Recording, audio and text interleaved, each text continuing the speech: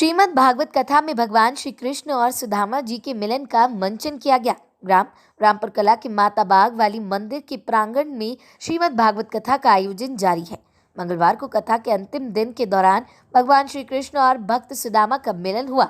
इस मौके पर कथा व्यास श्री शत्रुघ्न बालोठिया मामचून वाले जी ने श्रीमद् भागवत पुराण के अंतिम स्कंद में प्रवेश करने के साथ जैसे ही श्री कृष्ण और सुदामा की मित्रता का द्वारका नगरी में मिलन हुआ तो हर तरफ हर्ष का माहौल उत्पन्न हो गया। कथा स्थल पर जैसे ही कृष्ण और सुदामा की झांकी प्रस्तुत की गई तो उपस्थित भगवान और भक्तों के मिलन की भव्य झांकी देखकर अपनी सूध-बूध खो बैठे। वहीं इस मौके पर कथा व्यास द्वारा प्रस्तुत भजनों पर श्रद्धालु झूमने लगे। इस मौके पर कथा व्यास श्री शत्रुघ्न बालोठिया जी ने कहा कि मनुष्य भक्ति रूपी आंखों से ही परमात्मा को प्राप्त कर सकता है। सभी प्राणियों पर परमात्मा का संभाव रहता है।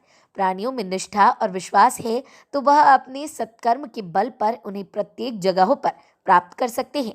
उन्होंने उदाहरण देते हुए कहा कि सुदामा की निष्ठा और भक्ति का ही परिणाम था कि भक्त की रक्षा के लिए भगवान रूप में जाकर सुदामा जी को द्वारका तक लाने के लिए अवतार लिया। इसलिए हम भगवत कृपा को तभी प्राप्त कर सकते हैं जब पूर्ण रूपेण उनकी शरण में चले जाए। रामपुर कला में 8 दिसंबर से श्रीमद् भागवत कथा का आयोजन का आज अंतिम दिन था।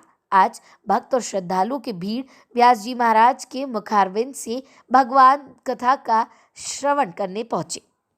सबलगढ़ से धर्मेंद्र गौड़ की रिपोर्ट।